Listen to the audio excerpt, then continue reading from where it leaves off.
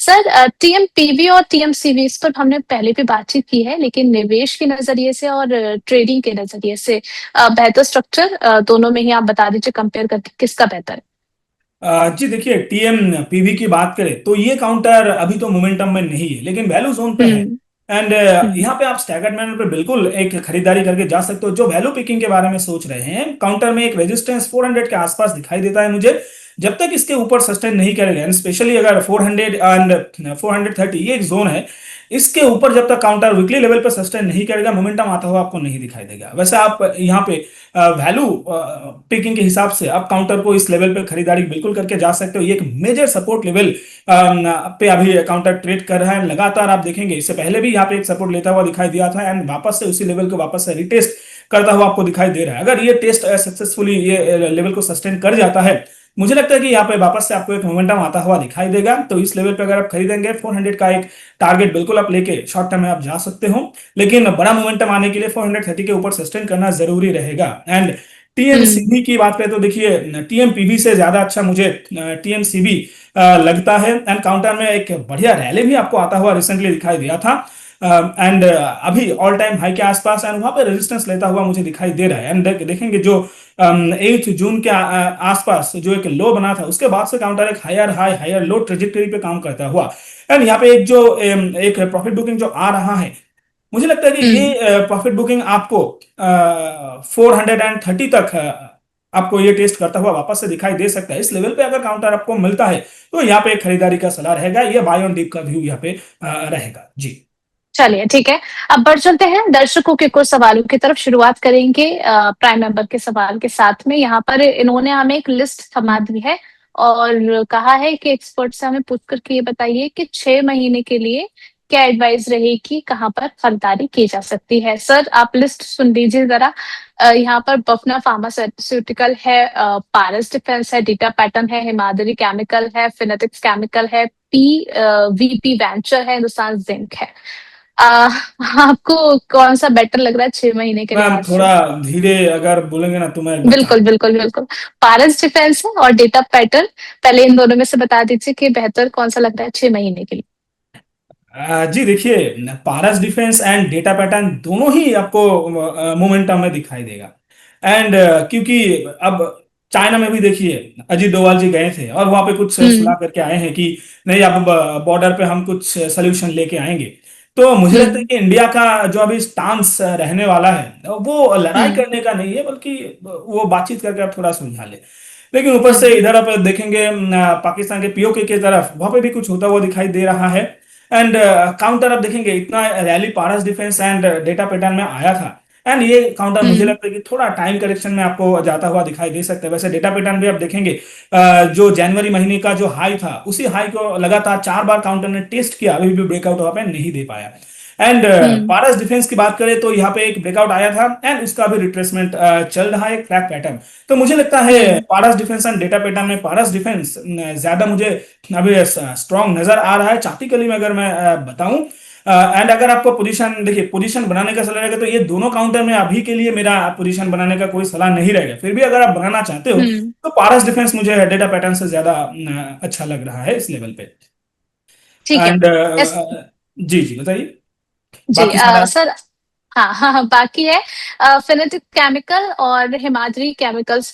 ये दोनों में से ही कौन सा बेहतर लग रहा है आपको? फिनो फिलाटेक। फिनोटेक्स केमिकल सर, अच्छा, FCL. Fineotex chemical. Fineotex chemical या फिर फिनो, मुझे मिल नहीं रहा, एक बार आप बताएंगे वो same spelling.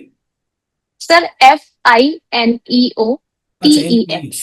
Sorry sorry, Fineotex chemical, and दूसरा and the second one is Himadri chemical. HSCL। जी। ओके। अभी देखेंगे, Fineotex chemical, Himalaya speciality chemical, speciality chemical counters पे आता है। एंड यहाँ पे आपको एक बड़ा रैली आपको देखने को मिला था। अभी के हिसाब से अगर अगर आप बात करें, तो मुझे फिनोटेक्स केमिकल का चार्ट है प्रॉमिसिंग ज्यादा लग रहा है। हिमालय स्पेशलिटी ये एक हाई वोलाटाइल, दोनों ही हाई वोलाटाइल काउंटर है।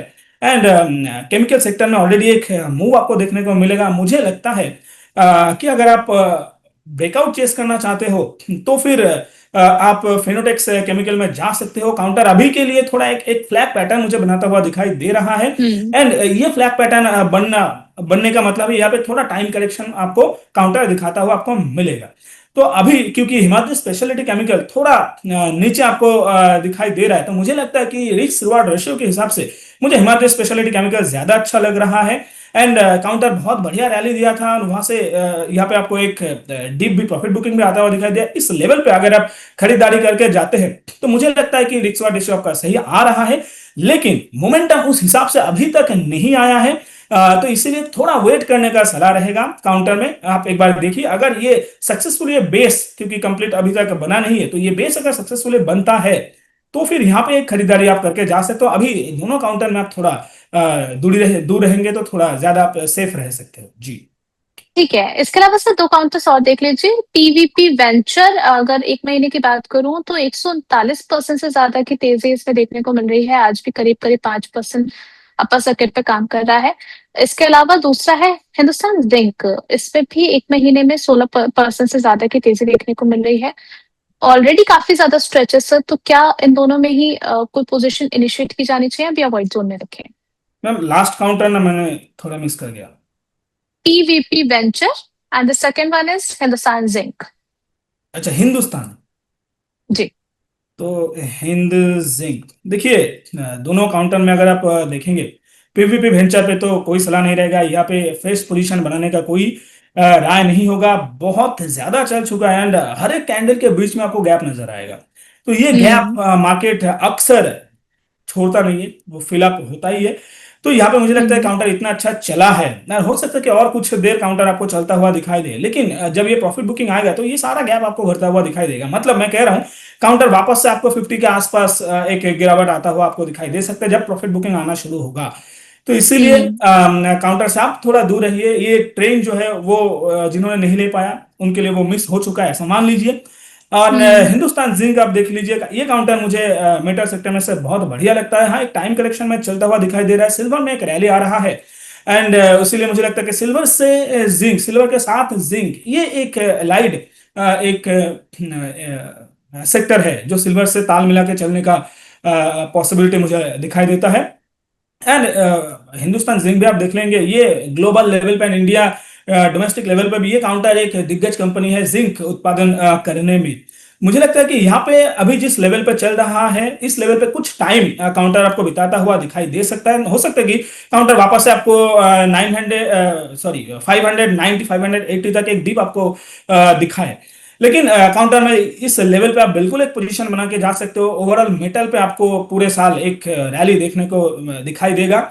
एंड मुझे लगता है कि टारगेट हम काउंटर पे 650 तक आपको शॉर्ट टर्म में आने का चांसेस दिखाई दे रहा है। एंड अगर इस लेवल को सस्टेन करता है तो फिर ऑल टाइम हाई उससे भी ऊपर आपको जाता हुआ दिखाई देगा जी।